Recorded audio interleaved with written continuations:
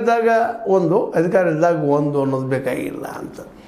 ನಾವು ಯಾಕೆ ಮತ್ತೊಂದು ರೆಫರ್ ಮಾಡ್ತಾ ಇದ್ದೀನಿ ಅಂದರೆ, ಇವು ಕಾಂಗ್ರೆಸ್ ಮತ್ತು ಬಿ ಜೆ ಪಿಗಳು ಎರಡು ಮುಖಗಳು.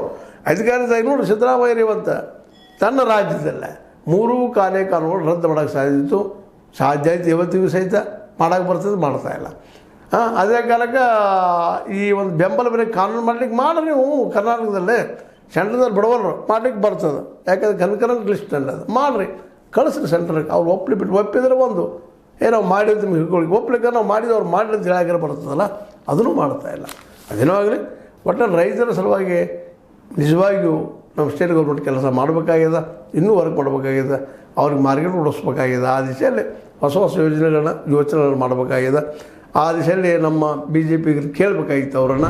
ಅದೆಲ್ಲ ಬಿಟ್ಟು ಸುಮ್ಮನೆ 1-2-3 ಏನೋ ಮೇನ್ ಇಟ್ಟುಕೊಂಡು ಮಾಡಿ ಆ ಚಿತ್ರೀಕರಣ ಕಟ್ಟಕ್ಕೆ ತೆಗೆದಿಲ್ಲ, ತೆಗೀರಿ 54 ಲಕ್ಷ ಮೆಟ್ರಿಕ್ ಟನ್ ಬೆಳೆದಿತ್ತು ಹಾಗೆ ಅಂತ ಹೇಳಿದಿರಿ. ಅವೆಲ್ಲಗಿಂತಲೂ ಇಂಪಾರ್ಟೆಂಟ್ ಏನಪ್ಪ ಅಂತಂದ್ರೆ, ಅವ್ರಿಗೆ ಬುದ್ಧಿ ಹೇಳಿಗಿಂತಲೂ ಸ್ವತಃ ನೀವು ಸಹಿತ ಕೆಲವೊಂದು ಮಾಡಲಿಕ್ಕೆ ಸಾಧ್ಯನಾ? ಅದಾನಿ ಅವರಿಗೆ ನೀವು ನಿಮ್ಮ ಬ್ಯಾಂಕ್ಗಳ ಮೂಲಕ ಗೋಡಾನುಗಳಿಗೆ ಸಾಲ ಕೊಟ್ರಿ, ಅದನ್ನು ಇಲ್ಲಿಯ ರಾಜ್ಯದ ರೈತರಿಗೆ ಪ್ರತಿ ಹಳ್ಳಿಗೆ ಗೋಡಾನ ಕಟ್ಟೋದಕ್ಕೆ ನೀವು ಸೆಂಟ್ರಲ್ ಗೌರ್ಮೆಂಟ್ ಯಾಕೆ ಹೆಲ್ಪ್ ಮಾಡಬಾರ್ದು? ಗೋಡಾನ ಕಟ್ಟೋದಕ್ಕೆ ಮಾರ್ಕೆಟ್ ಅವ್ರು ಮಾಡ್ಕೋತಾರಲ್ಲ, ಇಲ್ಲಿಲ್ಲರಿ. ಅವ್ರ ಕಡೆಗೆ APMC ಆದರೂ ನಡೆಸುವಂಥ ವ್ಯವಸ್ಥೆ ಮಾಡಲಿಕ್ಕೆ ಸಾಧ್ಯನಾ? ಅದೂ ಇಲ್ಲ ಅನ್ನೋಂಥ ಮಾತನ್ನು ನಾವು ನೆನಪಿಸ್ಕೊಳ್ತಾ, ಒಂದೇ ನಾಳೆ ಮಕ್ಕಳು ಕಾಂಗ್ರೆಸ್ ಮತ್ತು BJP ಆದರೂ ಹೋರಾಟ ಮಾಡ್ತಾಯಿದ್ದಾರೆ. ರೈತರಿಗೆ ಒಂದಿಷ್ಟು ಮನೇಲಿ ಕೊಡುವಂಥದ್ದು ಕೆಲಸ ಮಾಡ್ತಾಯಿದ್ದಾರೆ.